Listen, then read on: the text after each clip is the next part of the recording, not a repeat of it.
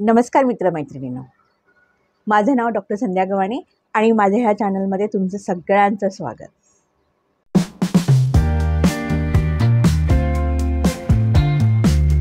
मित्रांनो, मी एक cancer survivor पण आहे. मागच्या काही व्हिडिओमध्ये तुम्ही माझी कॅन्सर जर्नी ऐकली आणि आपण किमोथेरपी नंतरचे कॅन्सर पेशंटमध्ये जे साईड इफेक्ट होतात त्याच्याबद्दल चर्चा करतो आहे. तर आज मी परत एक नवीन टॉपिक घेऊन आलेली आहे आणि ते म्हणजे पेरिफेरल न्यूरोपॅथी. मित्रांनो, हा किमो इंड्यूस पेरिफेरल न्यूरोपॅथीचा पार्ट 2 आहे. नक्की बघा शेवटपर्यंत. मला साधारण पहिला किमो झाला त्याच्या काही दिवसानंतरच पेरिफेरल न्यूरोपॅथी मला सुरू झाली. त्या पायाला मला नमनेस जाणवायला लागला. माझ्या बोटांना पर्टिक्युलरली माझे पूर्ण बोटं हे खूप नम होते. म्हणजे काही टच केलं तरी मला जाणवत नव्हतं आणि लेग क्रॅम्प्स वगैरे मला होत होते आणि मसल विकनेस वगैरे जाणवत होता. पण जसे जसे दिवस गेले तसं तसं थोडं त्याच्यामध्ये सुधारणा होत गेली. त्यामुळं मी माझे सगळे किमो चांगले टॉलरेट केले आणि मला किमोचे डोसेस अल्टरेट करण्याची काही गरज पडली नाही. पण हे किमोथेरपी इंड्यूस पेरिफेरल न्यूरोपॅथीचे लक्षणे जास्त होऊ नयेत ह्याच्यासाठी मी काही टिप्स फॉलो केल्या की त्या तुमच्यासोबत शेअर करते. जेव्हा मला न्यूरोपॅथीचे लक्षणं जाणवायला लागले, मला ऑन्कोलॉजिस्टने म्हणाले की तुला काहीतरी फिजिकल मुवमेंट्स करावं लागतील. त्याच्या ज्या नॉर्मल एक्सरसाइज असतात जे फिजिकल थेरपीमध्ये घेतलं जातं, तर त्या एक्सरसाइज मी केल्या. मी रोज डेलिबरेटली वॉकिंग करायला जायचे. हळूहळू काही छोटे डिस्टन्स मी चालायची, परत बसायची, थोडंसं डिस्टन्स चालायची, बसायची. त्याच्यानंतर मी काही हॉबी परस्यू केल्या. त्याच्यामध्ये मेन म्हणजे मी लेदर वर्क सुरू केलं. ह्याचे मी रिकाम्या वेळेमध्ये व्हिडिओ बघायचे आणि मला ह्याची आवड निर्माण झाली. माझ्याकडे लेदर होतं थोडंसं, तर मी लेदरचे पाऊच, वॉलेट, कार्ड होल्डर असं मी बनवायला चालू केली. आणि मी जेव्हा ते बनवत होते तेव्हा मला असं निडल टोचली तरी समजत नव्हतं. पण मी ते प्रयत्न करून मी त्या गोष्टी करत होते. जेवढं शक्य आहे तेवढं घरामध्ये मी वॉकिंग करायची आणि छोटे कामं करण्याचा प्रयत्न करायची. हे जे मुवमेंट झाल्या त्याच्यामुळे ब्लड सर्क्युलेशन चांगलं होतं आणि आपल्याला न्यूरोपॅथी कमी जाणवायला लागते.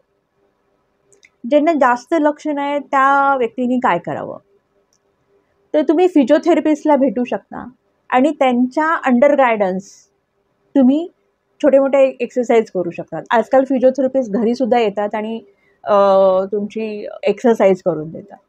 कारण कोणाच्या तरी गायडन्सखाली एक्सरसाइज केल्यामुळं, पर्टिक्युलरली ज्या एक्सरसाइजची गरज आहे ते केल्यामुळं तुमचे लक्षणं कमी होऊ शकतात.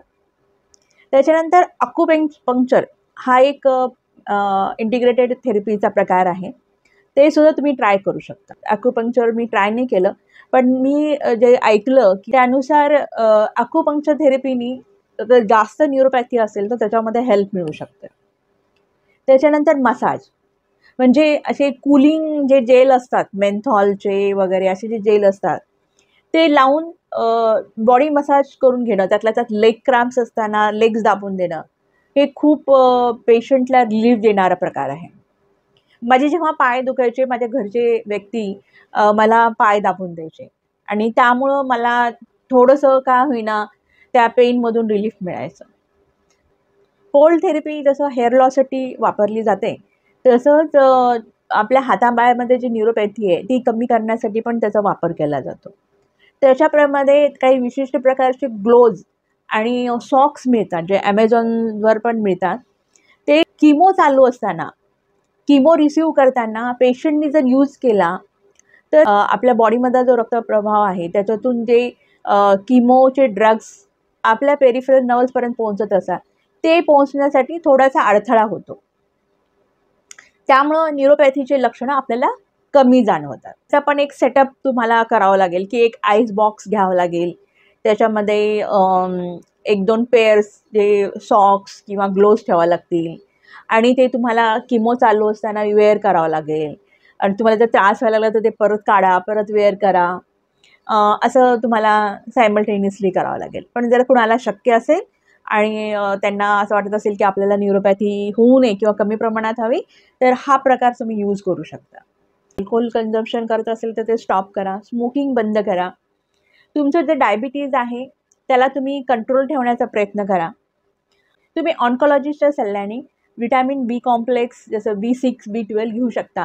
त्यामुळे तुमची लक्षणे थोडीशी कमी जाणवतील. तर की किमोनंतर काही दिवस तुम्हाला शक्य नाही स्विमिंग, पण नंतर जेव्हा तुम्हाला बरं वाटेल आणि तुमच्याकडे जर सुविधा असतील स्विमिंग पूलच्या, तर तुम्ही स्विमिंग पूलमध्ये नुसते तुम्ही फिरून जरी आलात, म्हणजे वॉकिंग जरी करून आलात तरी खूप फरक पडतो. किंवा तुम्ही जर स्विमिंग करू शकत असाल तर अजून चांगला फरक पडतो.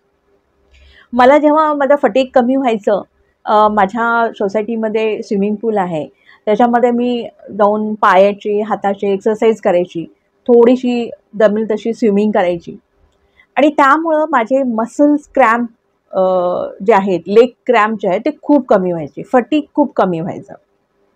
हे जर करू शकत नसेल तर तुम्ही वॉकिंग करू शकता. मला माहिती आहे की जर मसल पेन आहे, वीकनेस आहे, त्यात वॉकिंग किती डिफिकल्ट असतं. पण तुम्ही जसं वॉकर आहे, काठी आहे, की कोणाला तरी सोबत घेऊन, कोणाचा तरी हात पकडून तुम्ही हळू चालू शकता. आधी छोटेसे डिस्टन्स कव्हर करा, त्याच्यानंतर हे डिस्टन्स वाढवत जा.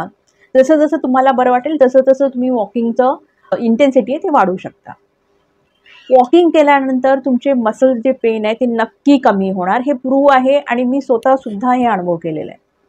ॲक्टिव्ह राहिल्यामुळं एकतर आपण आपल्या कामामध्ये लक्ष देतो आणि त्यामुळं ह्या पेरिफेरल न्यूरोपॅथीचा जो त्रास असतो तो थोडाफार प्रमाणात कमी प्रमाणात जाणवतो. तर मित्रांनो, सगळ्यात जास्त लोकांना भीती ही पेरिफेरल न्यूरोपॅथीचीच वाटते.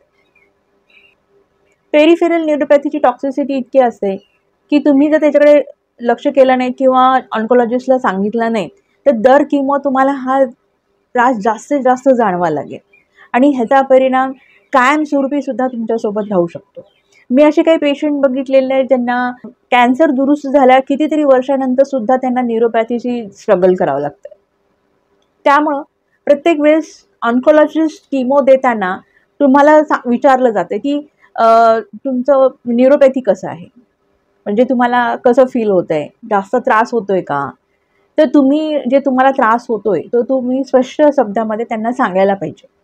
जे जास्त त्रास होत असेल तर ते होऊ शकतात की तुमचे किमोथेरपीचे जे ड्रग्ज आहेत ते चेंज करतील किंवा त्याचे डोसेस अल्टर करतील, किमो लांबवतील, ज्यामुळं तुमचं न्यूरोपॅथी वाढणार नाही आणि तुम्हाला त्रास होणार नाही.